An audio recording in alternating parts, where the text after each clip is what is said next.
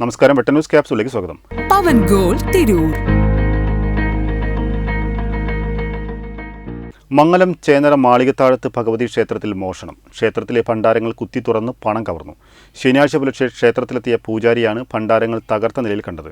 തുടർന്ന് ക്ഷേത്ര ഭാരവാഹികളെ അറിയിക്കുകയായിരുന്നു. പോലീസ് കേസെടുത്ത് അന്വേഷണം ആരംഭിച്ചു. Mayuri furniture, electronics, home appliances, Thazhepalam, Tirur. Mangalam ചേന്നരയിലെ മാളികത്താഴത്ത് ഭഗവതി ക്ഷേത്രത്തിലാണ് മോഷണം നടന്നത്. ക്ഷേത്രത്തിന്റെ 3 ഭാഗങ്ങളിലായി സ്ഥാപിച്ച ഭണ്ഡാരങ്ങൾ കുത്തിത്തുറന്ന് പണം മോഷ്ടിച്ചു. പുലർച്ചെ ക്ഷേത്രത്തിലെത്തിയ പൂജാരിയാണ് ഭണ്ഡാരം തകർത്ത നിലയിൽ കണ്ടെത്തിയത്. തുടർന്ന് ക്ഷേത്ര ഭാരവാഹികളെ വിവരമറിയിക്കുകയായിരുന്നു. തിരൂർ പോലീസ് സ്ഥലത്തെത്തി പരിശോധന നടത്തി.